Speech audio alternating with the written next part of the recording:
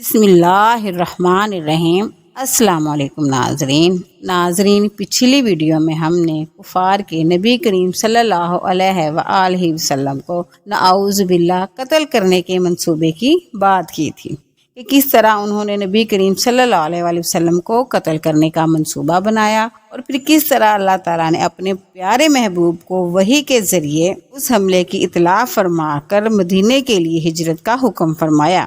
اس video میں ہم آپ سے رسول اللہ صلی اللہ علیہ وآلہ وسلم کی ہجرت کا احوال بیان کریں گے۔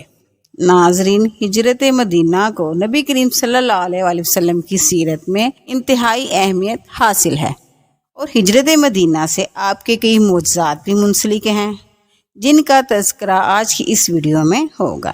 یہی ہماری آج کی ویڈیو کا موضوع ہے، اس لیے ویڈیو کو بغیر سکپ کیے ہوئے آخر تک ضرور دیکھیے گا۔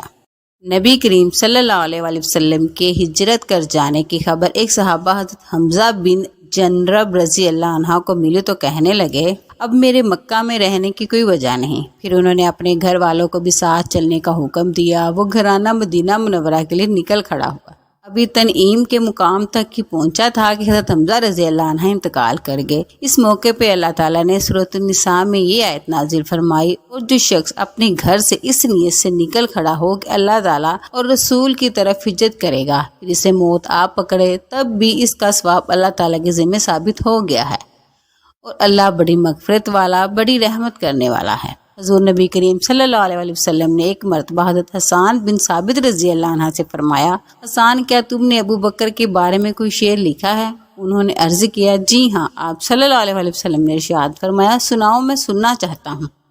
حضرت حسان بن ثابت رضی اللہ عنہ بہت بڑے شاعر تھے، ان کو شاعر رسول کا خطاب بھی ملا ہے۔ حضور صلی اللہ علیہ وآلہ وسلم کی فرمائش پر انہوں نے جو دو شعر سنائے، اس کا ترجمہ یہ ہے: حضرت ابو بکر صدیق جدوں میں کے دوسرے تھے، اس بلند و بالا غار میں تھے، اور جب وہ پہاڑ پر پہنچ گئے تو دشمن نے ان کے ارد گرد چکر لگائے۔ یہ ان حضرت صلی اللہ علیہ وآلہ وسلم کے عاشق زار تھے، جیسا کہ ایک دنیا جانتی ہے، اور اس عشق رسول میں ان کا کوئی ثانی یا برابر نہیں تھا۔ یہ شعر سن کر ان حضرت صلی اللہ علیہ وآلہ وسلم مسکرانے لگے، یہاں تک کہ آپ کے دانت مبارک نظر آئے۔ پھر ارشاد فرمایا، تم نے سچ کہا احسان، وہ ایسا ہی ہے جیسا کہ تم نے کہا۔ وہ غار والوں کے نزدیک، یعنی میرے نزدیک، سب سے پیارے ہیں، کوئی دوسرا شخص ان کی برابری نہیں کر سکتا۔ حضرت ابو دردہ رضی اللہ عنہ فرماتے ہیں، ایک روز حضور نبی کریم صلی اللہ علیہ وآلہ وسلم نے مجھے ابو بکر صدیق رضی اللہ عنہ سے آگے چلتے دیکھا تو ارشاد فرمایا،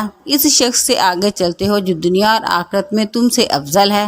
قسم ہے اس ذات کی جس کے قبضے میں میری جان ہے، انبیاء مرسلین کے بعد ابو بکر سے زیادہ افضل آدمی پر نہ کبھی سورج طلوع ہوا اور نہ غروب ہوا۔ حضرت عبداللہ بن عمرو بن عاص رضی اللہ عنہ سے روایت ہے کہ میں نے رسول اللہ صلی اللہ علیہ وآلہ وسلم کو یہ فرماتے ہوئے سنا، میرے پاس جبریل آئے اور کہنے لگے کہ اللہ تعالیٰ آپ کو حکم دیتا ہے کہ ابو بکر سے مشورہ کیا۔ حضرت انس رضی اللہ عنہ سے روایت ہے کہ رسول اللہ صلی اللہ علیہ وآلہ وسلم نے ارشاد فرمایا، میری امت پر ابو بکر کی محبت واجب ہے۔ یہ چند احادیث حضرت ابو بکر صدیق رضی اللہ عنہ کی شان میں اس لیے نقل کی گئی کہ وہ نبی کریم صلی اللہ علیہ وآلہ وسلم کے ہجرت کے ساتھی تھے، اور یہ عظیم اعزاز ہے۔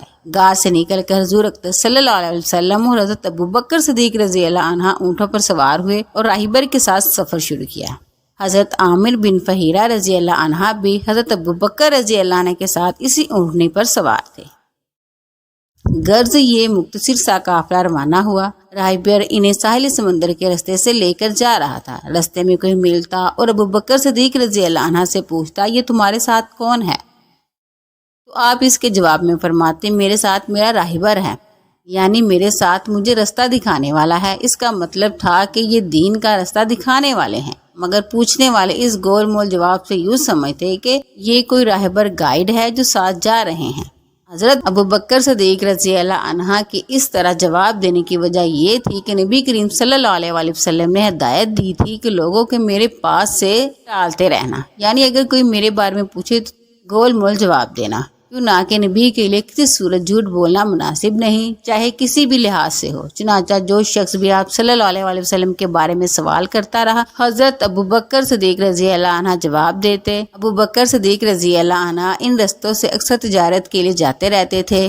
انہیں اکثر لوگ جانتے تھے، ان سے کسی نے یہ نہیں پوچھا کہ آپ کون ہیں۔ ادھر قریش نے 100 اونٹنیوں کا اعلان کیا تھا۔ یہ اعلان سراقہ بن مالک رضی اللہ عنہ نے بھی سنا تھا، جو اس وقت تک ایمان نہیں لائے تھے۔ سراقہ رضی اللہ عنہ خود اپنی کہانی ان لفظوں میں سناتے ہیں: میں نے یہ اعلان سنا ہی تھا کہ میرے پاس ساحلی بستی کا ایک آدمی آیا۔ اس نے کہا کہ اے سراقہ، میں نے کچھ لوگوں کو ساحل کے قریب جاتے دیکھا ہے اور میرا خیال ہے کہ وہ محمد صلی اللہ علیہ وسلم اور ان کے ساتھی ہیں۔ مجھے بھی یقین ہو گیا کہ وہ ان حضرت صلی اللہ علیہ وسلم اور ان کے ساتھی ہی ہو سکتے ہیں۔ چنانچہ وہ اٹھا، گھر گیا اور اپنی باندی کو حکم دیا کہ میری گھوڑی نکال کر چپکے سے وادی میں پہنچا دے اور وہیں ٹھہر کر میرا انتظار کرے۔ اس کے بعد میں نے اپنا نیزہ نکالا اور اپنے گھر کی پچھلی طرف نکل کر وادی میں پہنچا۔ اس رازداری میں یہ مقصد تھا کہ میں اکیلا ہی کام کر ڈالوں اور 100 اونٹنیوں کا انعام حاصل کر لوں۔ میں نے اپنی زرہ بھی پہن لی تھی۔ پھر میں اپنی اونٹنی پر سوار ہو کر اس طرف روانہ ہوا۔ میں نے اپنی گھوڑی کو بہت تیز دوڑایا، یہاں تک کہ آخری کار میں ان حضرت صلی اللہ علیہ وسلم سے کچھ فاصلے پر پہنچ گیا۔ لیکن اسی وقت میری گھوڑی کو ٹھوکر لگی، وہ منہ کے بل نیچے گری۔ میں بھی نیچے گرا۔ میری گھوڑی اٹھ کر ہنہنانے لگی۔ میں اٹھا۔ میرے تش میں فال کے تیر تھے۔ یہ وہ تیر تھے جن سے عرب کے لوگ فال نکالتے تھے۔ ان میں سے کسی تیر پر لکھا ہوتا تھا کرو اور کسی پر لکھا ہوتا تھا نہ کرو۔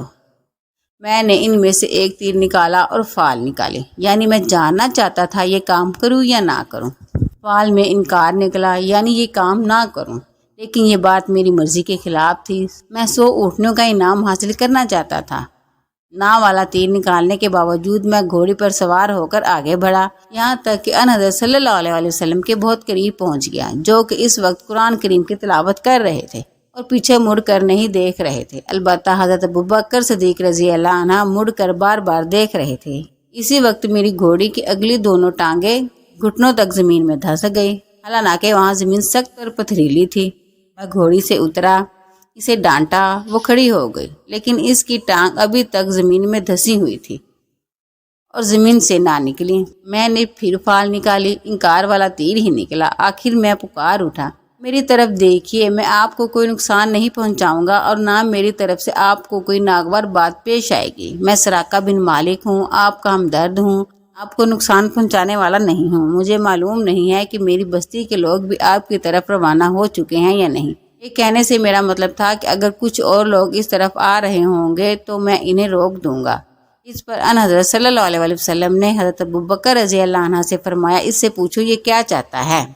اب میں نے انہیں اپنے بارے میں بتایا، اپنے ارادے کے بارے میں بتایا اور بولا، بس آپ دعا کیجئے کہ میری گھوڑی کی ٹانگیں زمین سے نکل آئیں، میں وعدہ کروں گا اب آپ کا پیچھا نہیں کروں گا۔ نبی کریم صلی اللہ علیہ وسلم نے دعا فرمائی۔ آپ کے دعا فرماتے ہی حضرت سراقہ رضی اللہ عنہ کے گھوڑی کے پاؤں زمین سے نکل آئے۔ گھوڑی کے پاؤں یوں ہی باہر آئے۔ سراقہ رضی اللہ عنہ پھر اس پر سوار ہوئے اور آپ صلی اللہ علیہ وسلم کی طرف بڑھے۔ آپ صلی اللہ علیہ وسلم نے دعا فرمائی، اے اللہ ہمیں اس سے باز رکھ۔ اس دعا کے ساتھ ہی گھوڑی پیڑ تک زمین میں دھنس گئی۔ اب انہوں نے کہا، اے محمد، میں قسم کھا کے کہتا ہوں مجھے اس مصیبت سے نجات دلائیں، میں آپ کا ہمدرد ثابت ہوں گا۔ نبی کریم صلی اللہ علیہ وسلم نے ارشاد فرمایا، اے زمین اسے چھوڑ دے۔ یہ فرمانا تھا کہ اس کی گھوڑی زمین سے نکل آئی۔ بعض تفاسیر میں لکھا ہے کہ سراقہ رضی اللہ عنہ نے 7 مرتبہ وعدہ خلافی کی، ہر بار ایسا ہی ہوا۔ بعض روایت میں ہے کہ ایسا 3 بار ہوا۔ آخر حضرت سراقہ رضی اللہ عنہ سمجھ گئے تھے کہ وہ آپ صلی اللہ علیہ وسلم تک پہنچ نہیں سکتے، چنانچہ انہوں نے کہا، میں اب آپ کا پیچھا نہیں کروں گا، آپ میرے سامان میں سے کچھ لینا چاہیں تو لے لیں، سفر میں آپ کے کام آئے گا۔ حضور صلی اللہ علیہ وسلم نے ان سے کچھ لینے سے انکار کر دیا اور فرمایا، تم بس اپنے آپ کو روکے رکھو اور کسی کو ہم تک نہ آنے دو۔ آپ صلی اللہ علیہ وسلم نے سراقہ رضی اللہ عنہ سے یہ بھی فرمایا، اے سراقہ، اس وقت تمہارا کیا حال ہوگا جب تمہیں کسرا کے کنگن پہنائے جائیں گے۔ سراقہ رضی اللہ عنہ یہ سن کر حیران ہوئے اور بولے، آپ نے کیا فرمایا؟ کسرا بادشاہ کے کنگن مجھے پہنائے جائیں گے؟ ارشاد فرمایا، ہاں ایسا ہی ہوگا۔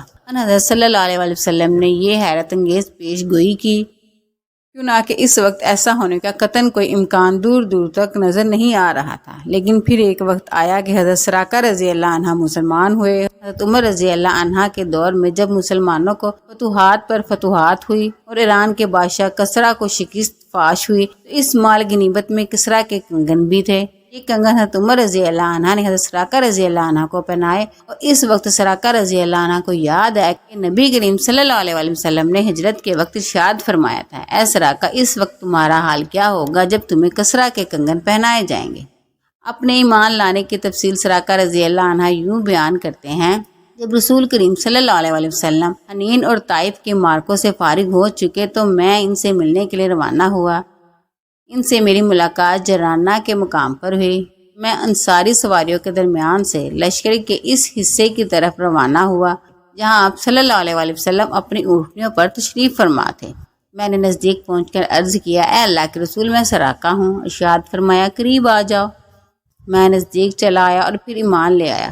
حضرت عمر صدیق رضی اللہ عنہ نے کسرا کے کنگن مجھے پہناتے ہوئے فرمایا تھا، تمام تعریفیں اس ذات باری تعالیٰ کے لیے ہیں جس نے یہ چیزیں شاعران کسرا بن حرمز سے چھین لی، جو یہ کہتا تھا میں انسانوں کا پروردگار ہوں۔ یہ سراقہ نبی کریم صلی اللہ علیہ وسلم سے معافی ملنے کے بعد واپس پلٹے اور رستے میں جو بھی حضور صلی اللہ علیہ وسلم کی تلاش میں آتا ہوا انہیں ملتا، یہ اسے یہ کہہ کر لوٹا دیتے، میں اس طرف ہی ہو کر آ رہا ہوں، ادھر مجھے کوئی نہیں ملا، اور لوگ جانتے ہی ہیں مجھے رستوں کی کتنی پہچان ہے۔ غرض اس زور پر قافلہ تمام رات چلتا رہا، یہاں تک کہ چلتے چلتے اگلے دن دوپہر کا وقت ہو گیا۔ اب دور دور تک کوئی آتا جاتا نظر نہیں آ رہا تھا۔ ایسے میں سامنے ایک چٹان ابھری ہوئی نظر آئی، اس کا سایہ کافی دور تک پھیلا ہوا تھا۔ حضور اکرم صلی اللہ علیہ وسلم نے اس جگہ پر پڑاؤ ڈالنے کا ارادہ فرمایا۔ حضرت ابو بکر صدیق رضی اللہ عنہ سواری سے اترے اور اپنے ہاتھوں سے جگہ کو صاف کرنے لگے تاکہ آپ صلی اللہ علیہ وسلم چٹان کے سائے میں سو سکیں۔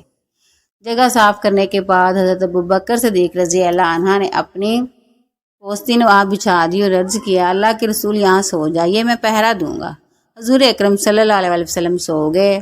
ایسے میں حضرت ابو بکر صدیق رضی اللہ عنہ نے ایک چرواہے کو چٹان کی طرف آتے دیکھا، شاید وہ بھی سائے میں آرام کرنا چاہتا تھا۔ ابو بکر صدیق رضی اللہ عنہ فوراً اس طرف مڑے، اس سے بولے، تم کون ہو؟ اس نے بتایا، میں مکہ کا رہنے والا ایک چرواہا ہوں۔ حضرت ابو بکر صدیق رضی اللہ عنہ بولے، کیا تمہاری بکریوں میں کوئی دودھ دینے والی بکری ہے؟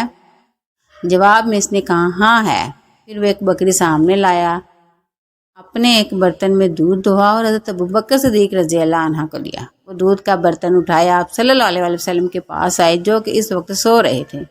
انہوں نے آپ صلی اللہ علیہ وسلم کو جگانا مناسب نہ سمجھا۔ دودھ کا برتن یہ اس وقت تک کھڑے رہے جب تک کہ آپ صلی اللہ علیہ وسلم جاگ نہیں گئے۔ حضرت ابو بکر صدیق رضی اللہ عنہ نے دودھ میں پانی کی دھار ڈالی تاکہ وہ ٹھنڈا ہو جائے، پھر خدمت میں پیش کیا اور عرض کیا، یہ دودھ پی لیجئے۔ آپ صلی اللہ علیہ وسلم نے دودھ نوش فرمایا اور پوچھا، کیا روانگی کا وقت ہو گیا ہے؟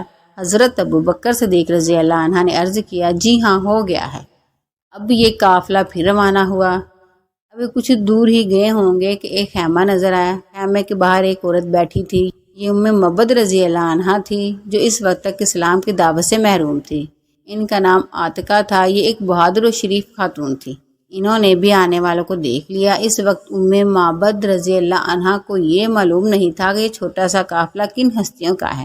نزدیک آنے پر حضور صلی اللہ علیہ وسلم کو ام معبد رضی اللہ عنہ کے پاس ایک بکری کھڑی نظر آئی۔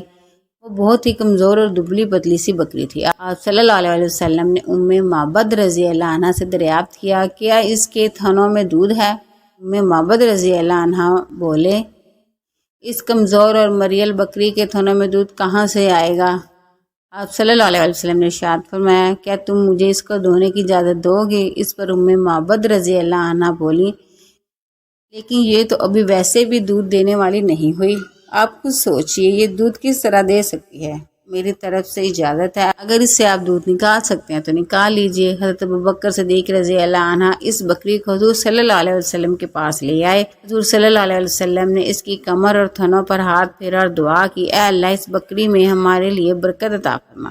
یہیں آپ صلی اللہ علیہ وسلم نے یہ دعا مانگی، بکری کے تھن دودھ سے بھر گئے اور ان سے دودھ ٹپکنے لگا۔ یہ نظارہ دیکھ کر ام معبد رضی اللہ عنہ حیرت زدہ رہ گئی۔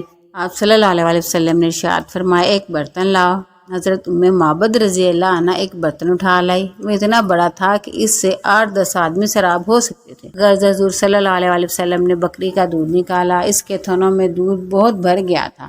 آپ صلی اللہ علیہ وسلم نے وہ دودھ پہلے معبد رضی اللہ عنہ کو دیا، انہوں نے خوب سیر ہو کر پیا، اس کے بعد ان کے گھر والوں نے پیا، آخر میں نبی کریم صلی اللہ علیہ وسلم نے خود دودھ نوش فرمایا، اور قوم کو پلانے والا خود سب سے بعد میں پیتا ہے۔ سب کو دودھ پی لینے کے بعد آپ صلی اللہ علیہ وسلم نے پھر بکری کو دودھ نکال کر معبد رضی اللہ عنہ کو دیا اور وہاں سے آگے روانہ ہوئے۔ شام کے وقت معبد رضی اللہ عنہ کے شوہر ابو معبد رضی اللہ عنہ لوٹے، وہ اپنی بکریوں کو چرانے کے لیے گئے ہوئے تھے۔ خیمے پر پہنچے تو وہاں بہت سارا دودھ نظر آیا، دودھ دیکھ کر حیران ہو گئے، بیوی سے بولے، اے معبد، یہ یہاں دودھ کیسا رکھا ہے؟ گھر میں تو کوئی دودھ دینے والی بکری نہیں ہے۔ مطلب یہ تھا کہ یہاں جو بکری تھی وہ تو دودھ دے ہی نہیں سکتی تھی، پھر یہ دودھ کہاں سے آیا؟ حضرت معبد رضی اللہ عنہ بولی، آج یہاں سے ایک بہت مبارک شخص کا گزر ہوا تھا۔ یہ سن کر حضرت ابو معبد رضی اللہ عنہ اور حیران ہوئے، پھر بولے، ان کا حلیہ تو بتاؤ۔ جواب میں معبد رضی اللہ عنہ نے کہا، ان کا چہرہ نورانی تھا، ان کی آنکھیں ان کی لمبی پلکوں کے نیچے چمکتی تھی، وہ گہری سیاہ تھی، ان کی آواز میں نرمی تھی، وہ درمیانے قد کے تھے، یعنی چھوٹے قد کے نہیں تھے، نہ بہت زیادہ لمبے تھے، ان کا کلام ایسا تھا جیسے کسی لڑی میں موتی پرو دیے گئے ہوں۔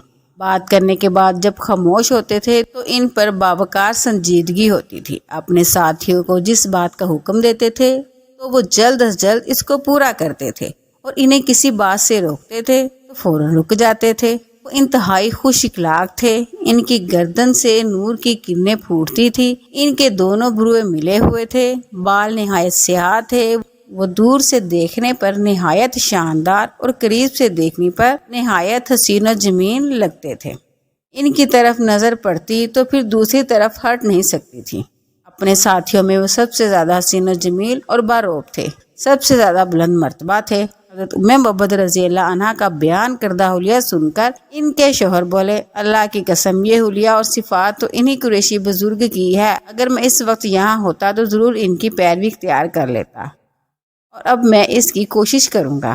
چنانچہ روایت میں آتا ہے کہ حضرت معبد اور حضرت ابو معبد رضی اللہ عنہ ہجرت کر کے مدینہ منورہ آئے تھے اور انہوں نے اسلام قبول کیا تھا۔ حضرت معبد رضی اللہ عنہ کی جس بکری کا دودھ آپ صلی اللہ علیہ وسلم نے دوہا تھا، وہ بکری حضرت عمر رضی اللہ عنہ کی خلافت کے زمانے تک زندہ رہی۔ ادھر مکہ میں جب قریش کو نبی کریم صلی اللہ علیہ وسلم کا کچھ پتہ نہ چلا تو وہ لوگ حضرت ابو بکر صدیق رضی اللہ عنہ کے دروازے پر آئے، ان میں ابو جاہل بھی تھا۔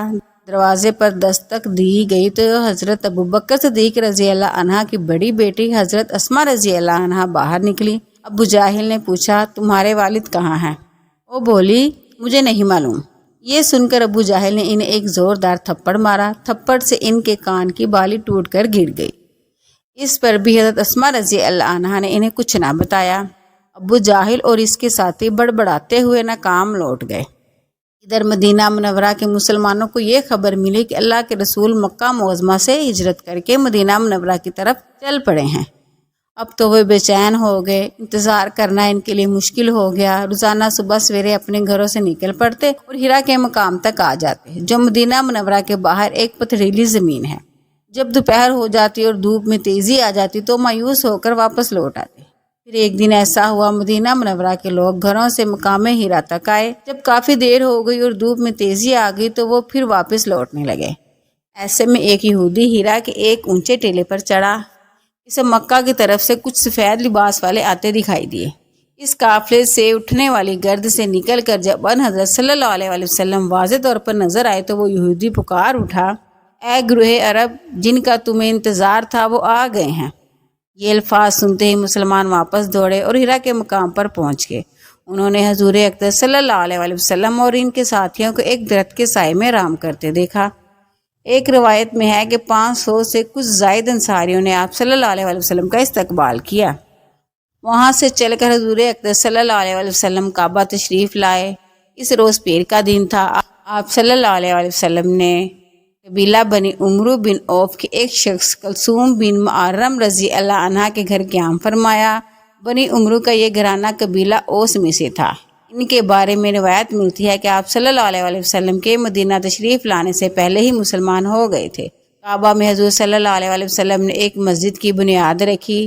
اس کا نام مسجد کعبہ رکھا۔ اس مسجد کے بارے میں ایک حدیث میں ہے کہ جس شخص نے مکمل طور پہ وضو کیا پھر مسجد کعبہ میں نماز پڑھی تو اسے ایک حج عمرے کا ثواب ملے گا۔ حضور اقدس صلی اللہ علیہ وسلم اکثر اس مسجد میں تشریف لاتے رہے۔ اس مسجد کی فضیلت میں اللہ تعالیٰ نے سورۃ التوبہ میں ایک آیت بھی نازل فرمائی۔ کعبہ سے آپ صلی اللہ علیہ وسلم مدینہ منورہ پہنچے، یوں ہی آپ کی آمد کی خبر مسلمانوں کو پہنچی، ان کی خوشی کی انتہا نہ رہی۔ حضرت برہ رضی اللہ عنہ فرماتے ہیں کہ میں نے مدینے والوں کو حضرت صلی اللہ علیہ وسلم کی آمد پر جتنا خوش دیکھا اتنا کسی اور موقع پر نہیں دیکھا۔ سب لوگ آپ صلی اللہ علیہ وسلم کے راستے میں دونوں طرف آ کھڑے ہوئے اور عورتیں چھتوں پر چڑھ گئیں تاکہ آپ کی آمد کا منظر دیکھ سکیں۔ عورتیں اور بچے خوشی میں یہ شعر پڑھ رہے تھے: 14ویں رات کا چاند ہم پر طلوع ہوا ہے، جب تک اللہ تعالیٰ کو پکارنے والا اس زمین پر باقی ہے ہم پر اس نعمت کا شکر ادا کرنا واجب ہے۔ اے آنے والے شخص جو ہم میں پیغمبر بنا کر بھیجے گئے ہیں، آپ ایسے احکام لے کر آئے ہیں جن کی پیروی اور اطاعت واجب ہے۔ راستے میں ایک جگہ حضور صلی اللہ علیہ وسلم بیٹھ گئے۔ حضرت ابوبکر صدیق رضی اللہ عنہ ان کے پاس کھڑے ہو گئے۔ حضرت ابوبکر صدیق رضی اللہ عنہ پر بڑھاپے کے آثار ظاہر ہونا شروع ہو چکے تھے، جبکہ حضور اقدس صلی اللہ علیہ وسلم جوان نظر آتے تھے۔ حضور اقدس صلی اللہ علیہ وسلم کے بال سیاہ تھے، اگرچہ آپ صلی اللہ علیہ وسلم عمر میں حضرت ابوبکر صدیق رضی اللہ عنہ سے 2 سال بڑے تھے۔ اب ہوا یہ کہ جن لوگوں نے پہلے آپ صلی اللہ علیہ وسلم کو نہیں دیکھا تھا، انہوں نے حضرت ابوبکر صدیق رضی اللہ عنہ کے بارے میں خیال کیا کہ اللہ کے رسول یہ ہیں، اور گرم جوشی سے ان سے ملنے لگے۔ یہ بات حضرت ابوبکر صدیق رضی اللہ عنہ نے فوراً محسوس کر لی۔ اس وقت تک دوپہر بھی حضور صلی اللہ علیہ وسلم پر پڑنے لگی تھی، چنانچہ حضرت ابوبکر صدیق رضی اللہ عنہ نے اپنی چادر سے حضور صلی اللہ علیہ وسلم پر سایہ کر دیا۔ تب لوگوں نے جانا اللہ کے رسول یہ ہیں۔ پھر نبی کریم صلی اللہ علیہ وسلم اس جگہ سے روانہ ہوئے۔ آپ صلی اللہ علیہ وسلم اونٹنیوں پر سوار تھے اور ساتھ ساتھ بہت سے لوگ چل رہے تھے، ان میں سے کچھ سوار تھے اور کچھ پیدل۔ اس وقت مدینہ منورہ کے لوگوں کی زبان پر یہ الفاظ تھے: اللہ اکبر، رسول اللہ صلی اللہ علیہ وسلم تشریف لائے۔ رستے میں آپ کی خوشی میں حبشیوں نے نیزہ بازی کے کمالات اور کرتب دکھائے۔ ایسے میں ایک شخص نے پوچھا: اے اللہ کے رسول، آپ جو یہاں سے آگے تشریف لے جا رہے ہیں تو کیا ہمارے گھروں سے بہتر کوئی گھر چاہتے ہیں؟ اس کے جواب میں آپ صلی اللہ علیہ وسلم نے ارشاد فرمایا: مجھے ایک ایسی بستی میں رہنے کا حکم دیا گیا ہے جو دوسری بستیوں کو کھا لے گی۔ اس کا مطلب یہ تھا کہ دوسری بستیوں کے لوگ پر اثر انداز ہو جائے گی یا دوسری بستیوں کو فتح کر لے گی۔ یہ جواب سن کر لوگوں نے نبی کریم صلی اللہ علیہ وسلم کی اونٹنی کا راستہ چھوڑ دیا۔ اس بستی کے بارے میں سب کو بعد میں معلوم ہو گیا کہ وہ مدینہ منورہ ہے۔ مدینہ منورہ کا پہلا نام یثرب تھا۔ یثرب ایک شخص کا نام تھا، وہ حضرت نوح علیہ السلام کے اولاد میں سے تھا۔ مدینہ منورہ میں نبی کریم صلی اللہ علیہ وسلم کی آمد جمعے کے روز ہوئی، چنانچہ اس روز پہلا جمعہ پڑھا گیا۔